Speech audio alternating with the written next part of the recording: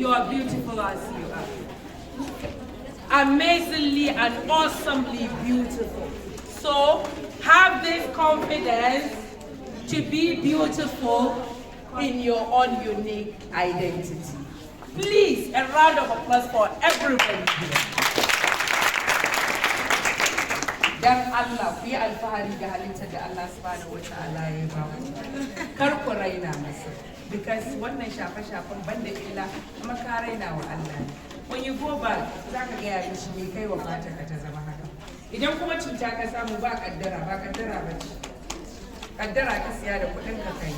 So please dan Allah ku dina. Allah ya samu ku albarka gaba ɗaya. Ba ku mazaje na kwarai. Je can ya nemi fara. Ke haka Allah yake baka. In yana son ki zaki samu wanda yake son bakar. Kawai ki zama mai kyakkyawar zuciya da kyawawan dabi'u. Period. Ki rike Allah, ki rike abin da Allah ya ce da bayani na hadisai da Annabi sallallahu alaihi wasallam ya zo mana da shi. Ki gama. Ki zama kamila, ki zama cikakkiya, ki zama mai da'a, kina jin maganar iyayenki, kina jin maganar malamanki, kina jin maganar da ƴan uwan iyayenki, da abokan iyayenki. That's simple as ABC. Ba wani shafe-shafe.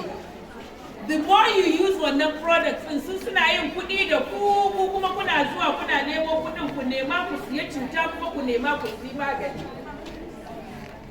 Because idan kin samu ciwon you go back and buy magani kuma again. Ba haka ba? Da mai magani da mai man shafawa suna ta ƙara jaka suna nauyi ke taki kullum kina ramewa. So dan Allah, dan annabi, wannan alkhairin da muka zo da shi, ma da aladan, kun ji ku gaya wasu. Kun ji ku gaya wasu. ‘Yan uwanku da suka so su ma gashi nan su zo a yi da su ba su samu dama ba. Ba za mu yi accommodating kowa ba. An yi yawa. So amma kuku kusan 150 a nan wurin.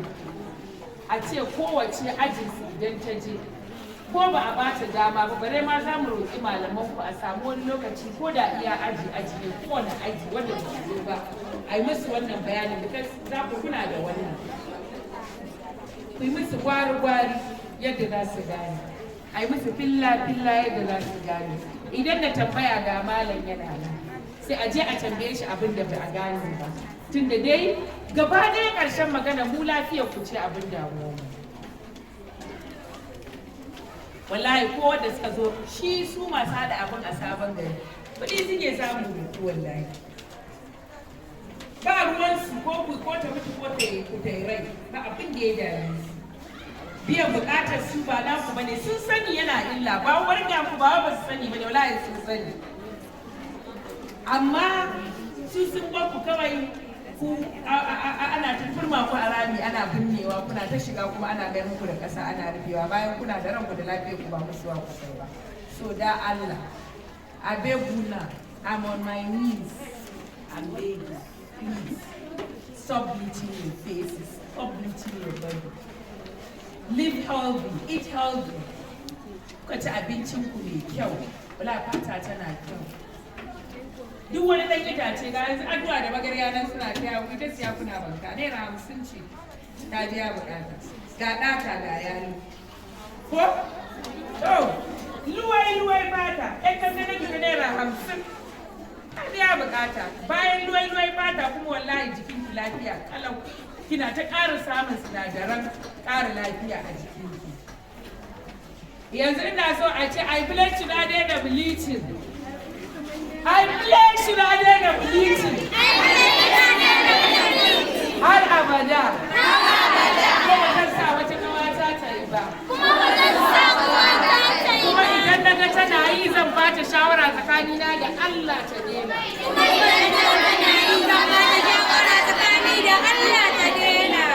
Kun san da muka yi. Akwai wani Islamiyya a nan. Ya ba da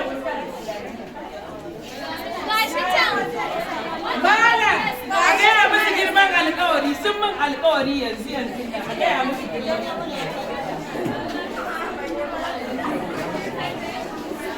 alkawari kuka yi, malam zai gaya mana girman alkawari. alƙawari abu ne mai girman gaske.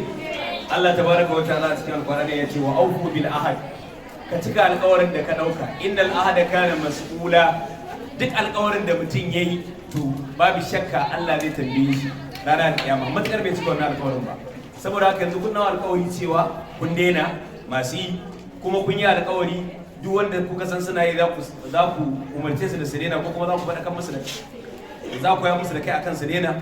Saboda haka wannan alƙawarin ya hau wuyanku, ba kuma zai sauka daga wuyanku ba sai kun cika, kun tabbatar abin da kuka alƙawari kun yi. Allah ya sa mu dace. Amin. Jin daɗi da kwanciyar hankali. Yana sa fari wallahi, yana sa ki goge ko ba wai fari ba. Fatan ki ta take ƙara kyau ta yi wai ta goge sai da ta samu da kuwa.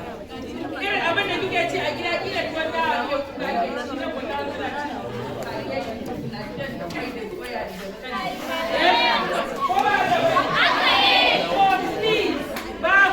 So don't assume, kar kai tunani ko kai zai. Yau. Confident in the uniqueness.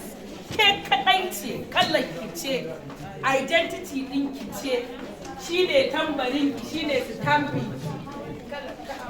Ki fito kina ƙasaita da wannan kala, kina alfahari, kina takama da wannan kala da Allah ya halitta ki.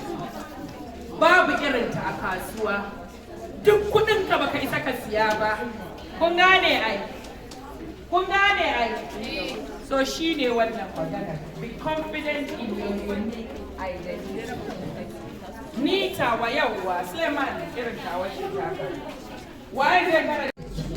You are beautiful as you are. Amazingly and awesomely beautiful.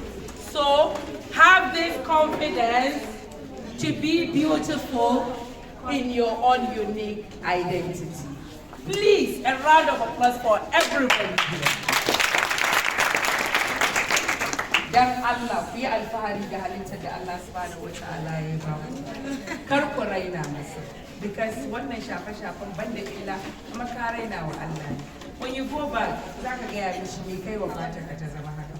Idan kuma cuta ka samu ba kaddara ba ce. Kaddara ka siya da kuɗin ka kai. So please dan Allah ku dina. Allah ya samu ku albarka gaba daya. Babu mazaje na kwarai. Kun ga ba shi da amfani, cuta muke siya wa kanmu na kullum.